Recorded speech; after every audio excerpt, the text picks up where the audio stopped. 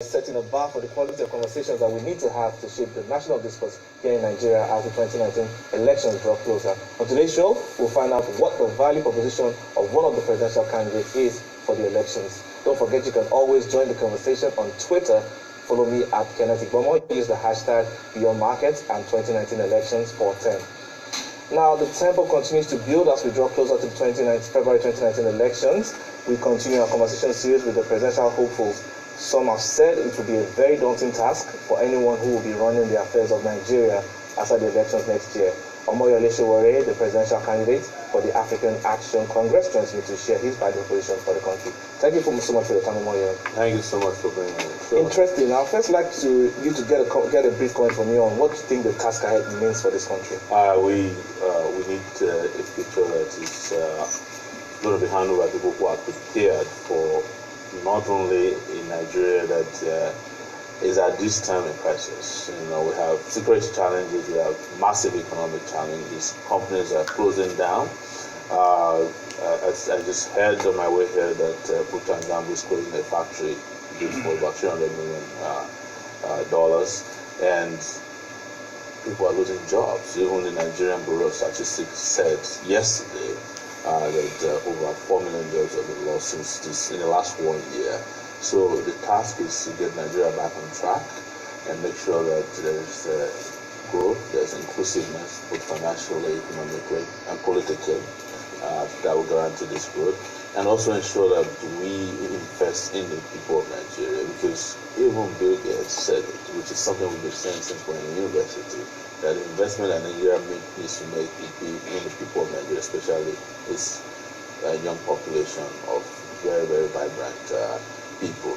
So we need leaders who can make these things happen, and leaders who have determination, who have capacity, leaders who have integrity, and they're living that ability to survive. That's why it is possible, as we see widely in Nigeria, that politicians steal, and then they take part of just a fraction of what is looted out of the country, bribe voters with them, so that whatever awareness the voters have will definitely be destroyed in the election when they are confronted with the decision to shortly after that election is and they understand it.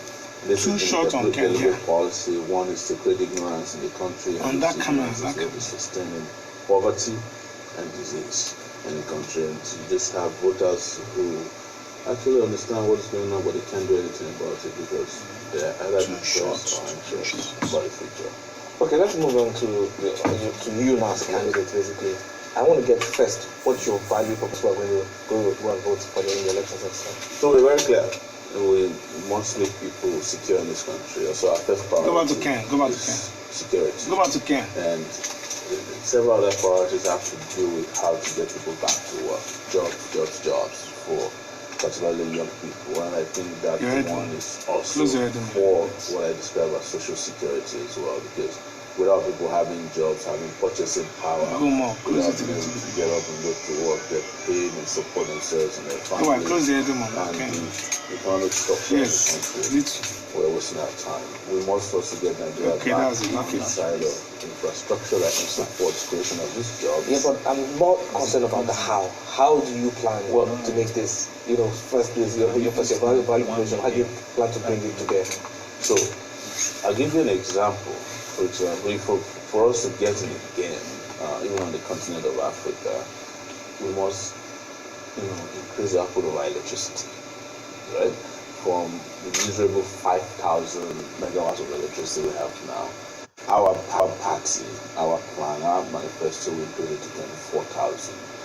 We want to bring the minimum wage that can increase the purchasing power of workers, right? And what we are looking at is South Africa just did it across 30% of their workers. This is not just federal workers, but in our case, we are going to be responsible for federal workers, and we want to increase their pay from what is now currently 30,000, assuming they do that, to 100,000 naira as minimum wage. This is for federal workers, and we are looking at least 70% of federal workers that the federal government is responsible for But do you think the economy as it is right now can support such an increase? Absolutely. Nigerian because we've seen just the 30,000 naira, we've seen all the debates. They are not paying 30,000 naira because they are not interested in workers. When it was 18,000 naira, a lot of the governors were not paying. They don't pay. They don't want to pay. They don't want to pay workers because they don't care about workers. But you think about South Africa. South Africa is not increasing the salaries of federal workers. They're increasing across board. Everybody that is employed in South Africa will be paid the minimum wage of 126, the equivalent of 126,800 naira. In Nigeria, we are struggling to pay 30,000 naira. But don't forget, this is the same country where they rebased our economy a few years ago and said our economy was bigger than that of South Africa. If South Africa can afford to do so, why is it that Nigeria is not willing to do so? So we'll argue that there are structural differences between the two countries, which is where where were the structural differences when they were rebasing the economy, and every one of us, including the Cnbc, was celebrating it, that the Nigerian economy has now surpassed that of South Africa. Why was this not put these variables put into play when that conversation was happening, when we were releasing the news and telling the whole world? Was this some kind of bias? I don't understand. But what we're saying here is that we're looking at the size of the economy and what it will cost us to pay Nigerian workers at the federal level. Now, 100,000 is just $1.5 billion, right?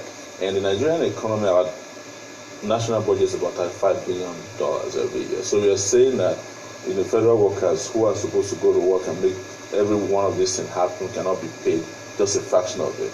But do not forget that the top echelon of our political operators are getting a huge amount of allowances, salaries, and emoluments that's almost unconscionable and offensive. So you have a Nigerian senator getting paid more than the salary of the U.S. president. We all know that, right? And nobody is concerned about where we're getting the money from. We have been funding. So what do you plan to do differently on this? So what we're going to do is this, right? What is it that we need to be able to pay? We need to increase not our tax base, but the collection rate. The Nigerian has the lowest tax collection rate within the sub-Saharan African region. We're supposed to be about 16%. Ghana is about 17%. We have 6 to 7% of collection rate. I'm not talking about introducing new taxes now. We're talking about collecting the ones that are out there, that the low-hanging fruits.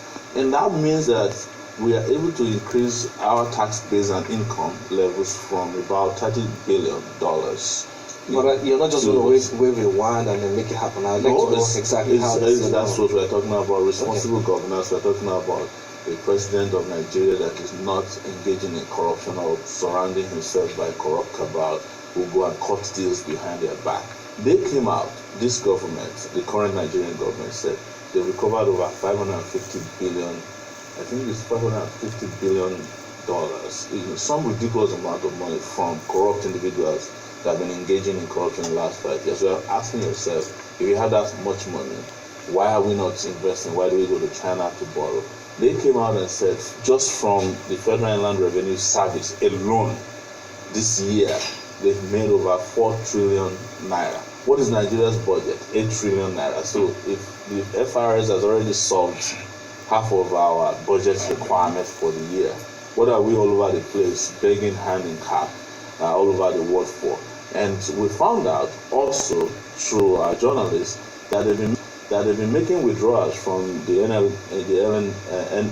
NLNG dividends. So that's a huge amount of money. But the question is, where are they investing all of this money when all we need to pay workers, for instance, is just $1.5 billion?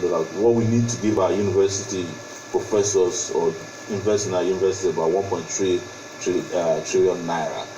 When we have so much money in circulation and that has been recovered, has been made, and oil has not been started. The last 3 years ago, oil was selling for about 40 naira. Oil was selling for about 40 naira. It climbed up to about 60. It's back to 60 now.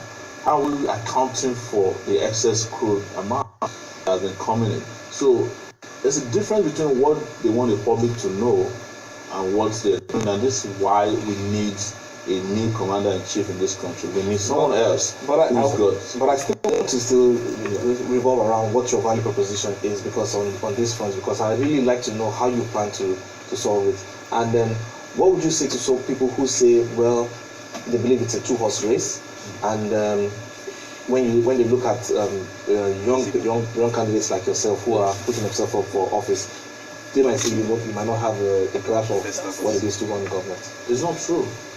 What has happened in my own case is that I have been part of a team of young people last 29 years who has been fighting on the side of rights in this country, fighting for human rights. I was part of the pro-democracy group. I was part of young people who in the 90s fought against structural adjustment programs when the whole world was celebrating that structural adjustment programs would save Africa, sub-Saharan Africa. Turned out that it failed. I was part of people who did anti-riot and anti-SAP protests in this country. And a few months ago, the World Bank came out and said their their recommendation regarding investment in the continent of Africa, particularly Nigeria, was a farce and had led to more poverty than should have been the case. So I have a very great understanding of how the economy should have been working.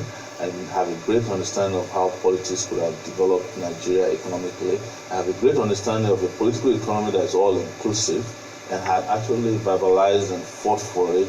And I've also lived in societies outside of here, particularly in the US, over the last few years, where I understood clearly that it is investment in people, and that when people are poor, you don't take money away from them. You give them more money. You invest in social security, you invest in social programs to develop education. Because eventually when people get educated, they will stand up for their economies. They will develop these economies. Their ideas and knowledge that they gain from education that they get from their society will be used to prop up that society or to support it in such a way that, that is where the strength of that society will lie. So when people say it's a two-way horse race, or how do you say it is? Yeah, a two-horse race. It's part of how we have internalized the political falsity that only two massively corrupt political organizations in Nigeria are capable of, rescuing Nigeria. And Nigeria is going to come back to the same cycle of poverty again, because we know these two leaders of the two major political parties are people who have been tested and have failed. In fact, if there's anything they've done very well, it's failing persistently at the people of Nigeria, the economy of Nigeria. And they've been cited and indicted directly in corrupt activities. And we cannot continue to run a country on the basis on ideas that have expired and have made the country unable to climb out of poverty and continue to be a butt of joke around the world. We cannot continue to do that. We must not do this to ourselves. Particularly, we need to let the media know that it's unfair to Nigerian people to reduce their choices to these two individuals. All right, I need you to hold that thought. We'll get to this on the second half of the show. I'll be speaking to Omoyele Sowore'S, who is the presidential candidate for the African Action Congress. We'll continue our conversation after the break. Stay with us. Okay. Axon, do we need to get in water? You need to get your water. Since your voice is going. What's happening? So I'll still get, because I still want more in your value proposition. I don't think I've gotten what I want from that. And then I'll try and squeeze in your comment on INEC and on your process. INEC and the process, basically. If you think we're capable of organizing fair elections in Nigeria, we'll talk about that. We'll talk about. Then I want to go specifically into those the issues regarding each sector. So we'll get in there on one of them. I'll try to get as much as possible on each of them, and we can talk on security, the economy, security, and corruption. Yeah. We'll talk about that. I will try to get what your plans are for getting those 5 million jobs. I really want to know what you plan to do differently. Yeah. And then basically what your candidacy means basically for the youth. How that will. Okay. Because I'm ready when you are. Okay. Hey, well, go ahead, go ahead.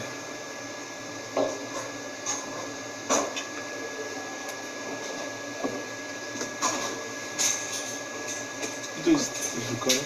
Yeah, please.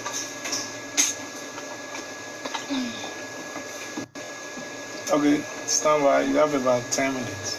Okay. We're coming to you in 3, 2, 1, and cue.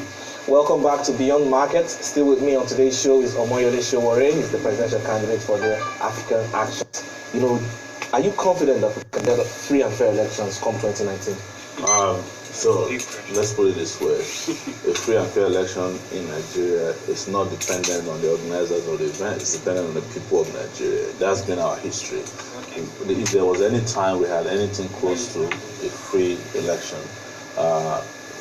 it was a time that, or it had been times that people stood up and said, "Look, we want to have an election that is free and fair." It happened during the National Electoral Commission. It was done by Nigerian people. In fact, it shocked the organizers of the event. That was why they didn't know how to respond the next day, because they had expected a different result or outcome from that election. The same thing happened in 2015, just some 3.5 years ago.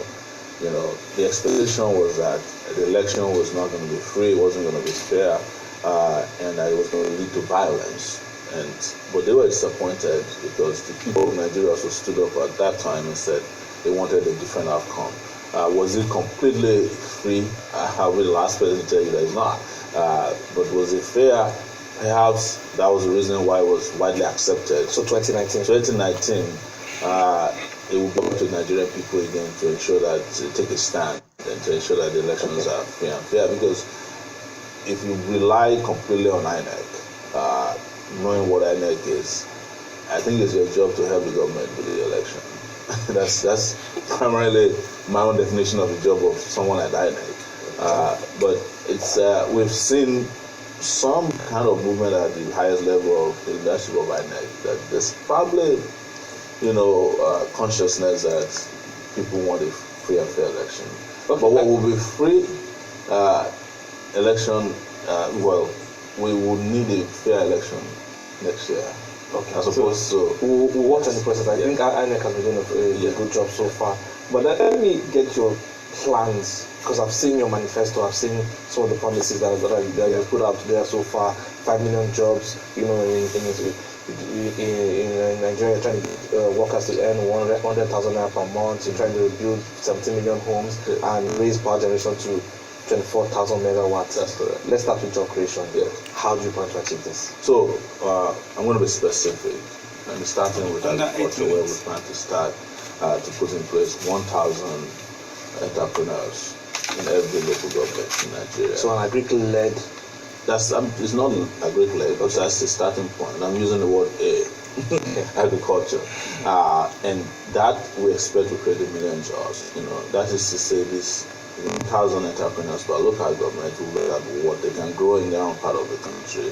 It's not necessarily going to be rice everywhere. It could be fish, it could be livestock, but you have enough investment and drive to put in your best and give something back to society, and that will follow, of course, naturally with electricity, where we expect that renewable energy will form a better part of electrical grid in the country. And it makes it easier for us to have mini grids, because right now our national grid is obsolete, because instead of it being driven by technology, it's driven by laws and constitution that is not exactly responsive to the needs of the Nigerian people. So whatever you grow anywhere now, you must put in the national grid. The national grid is broken, it's obsolete. So a renewable energy-driven electricity growth in the country will mean that we can have smaller grids, so that someone who is growing electricity in Kano through solar can first of all serve Kano, the immediate environment, before this, and they can sell. They can also sell to the government or the national grid. So with that, we're expecting 4,500 megawatts of electricity from solar alone. which would mean that to put the parts together alone and learn how to, distribute, generate, and transmit. We're talking about some 2 million jobs right there. Okay, we go into education. We are planning to hire 200 teachers. I'll still like to first speak on power because I want us to address some of the issues with power first. That's fine. But I just need you to answer this as well. We know the key issues with power. One is first is the finance angle to getting this. It's a very costly because what you call it. It's very expensive to fund this power project. And secondly, there's the other issue around cost reflective tariffs. Which has been one of the issues that have been kind of bedeviling the sector. How do you plan to address these to raising funding to get the power, the generation to 24,000 megawatts, and also addressing the issue of cost reflective tariffs? So, if there hadn't been corruption in Nigeria, officially, under a particular government, we spent $16 billion trying to, generate electricity, improve the electrical. Yeah, but that's the past now. I'm trying to look ahead. No, I'm just saying that if the money hadn't been filtered away and stolen, we would have probably arrived at the point where we're talking about now. And that is where character comes in for leadership, And when we say we will grow electricity by this number of megawatts, it's not going to be gigawatts of corruption. It's going to be exactly investing and making sure that we get the results every dollar that is invested in that sector. And I'm saying that anything that can pay for itself, and I want to use, the cellular or the mobile telephony system to tell the Nigerian story. Whenever you have services available for Nigerians, they are willing to pay for it. In fact, as we know it now, people are paying for services that are not available to them in the electricity sector.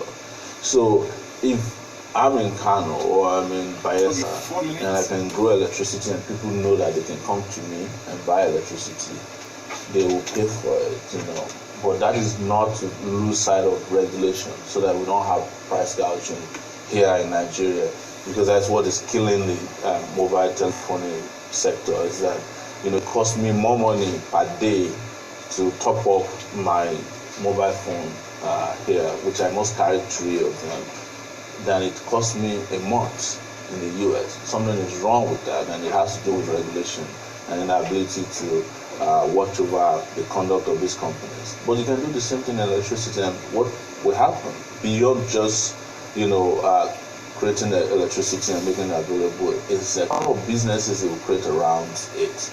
Because now everybody can actually get involved in business, or for example, growing, solar power on their roof.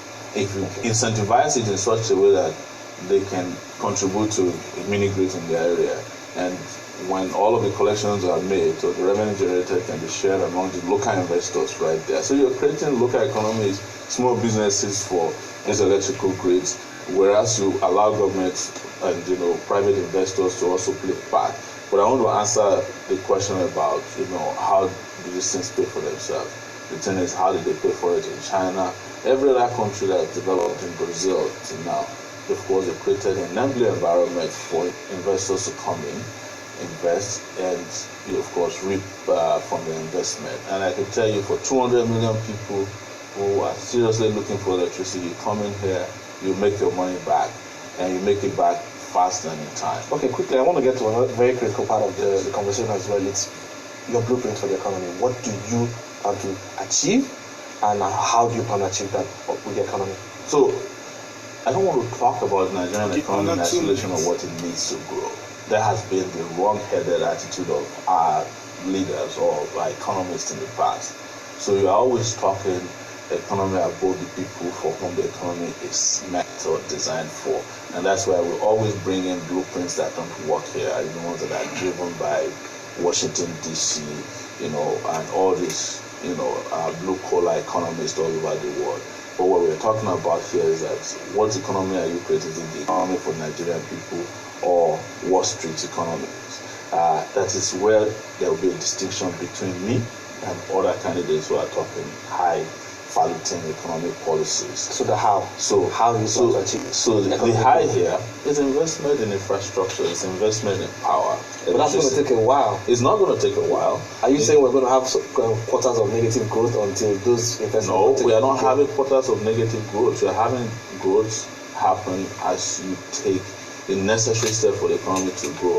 For example, right, you cannot just wait for the time you get GE to come and invest in Nigeria's electricity before you can have electricity. They have just broken it down to you, that you can start by creating these clusters of mini grids around the country that will not only electrify Nigeria very quickly, but in the cities and rural areas, but it will create small businesses, and that is how economy will start to grow. Because even in the US, where we borrow so many of these blueprints from, small businesses are the reasons why they grow. And the fact that banks can give loans to people that are not done through cutthroat interest rates, so that farmers can grow their crops, and the fact that government is interested in creating infrastructure. We, for example, have a desire to also construct roads. In fact, what we say all the time is that we turn Nigeria into a construction site, so that everything that needs to be constructed, housing, schools, hospitals, railways, will be done as we are planning all of this, an all-inclusive economic system. So what most times people want to hear is that, we want to have an economic conference, all the big grammar they talk about economy. I've been through all of that before. I've studied that, I've seen the exposure, and I know that it will not work here because it has not worked for the last 30 years. Okay. Very quickly, Yes. People have said things about restructuring and how the country needs to, change from where it is. When you look at you think we're first running the most effective type of government, and what do you plan to do regards restructuring? With due respect to anybody that's watching it, I actually entirely don't believe we have a government in this country, honestly. And it's the reason why some of us are thrusting ourselves, forward and stepping out of the plate to give Nigerian people a government, right? So any form of governance or government structure you give to the current operators of Nigerian states, they will mess it up. Look, I'll give you an example. If you take the Nigerian government operators today to New York to manage the subway system, it will be shut down in less than 2 weeks. Because they don't understand how governments work. They don't believe in the people. They don't even believe in the governmental structure that is in place. So when people are talking restructuring, well, their right to question whether we're operating a government at all because there's none. And their right to say, well, if you cannot have a government that's working for all of us as a superstructure, maybe we need to start breaking it down to levels where government can work. But the question you should ask yourself, or people who are asking for restructuring, some of them were former governors before. They didn't pay local government staff. They didn't allow local government elections to hold. Those are areas where governance could have percolated to the basic and the general populace. But they don't allow those things to happen. So restructuring becomes a buzzword for how to take over power through the back door again. That is how we ended up, by the way, in this two-horse race you're talking about. Because one side is saying, well, we're in government now and we're going to try to do our best. And the other side reconfigured itself, and said they want to restructure the country, but they're the same characters who destroyed our future, and they cannot take us who destroy our past. They cannot take us into the future. We all know that by now. All right. Thank you so much for your contribution. It was a very interesting conversation. Thank you. And it's good to hear your viewpoints to some of the national issues, and I wish you all the best as you run out. And that was Omoyele Sowore'S, the presidential candidate for the African Action Congress. That's all we have on today's show. As always, you can be on markets. Follow me at Kenneth Igbomo, and do have a wonderful evening, and thanks for watching.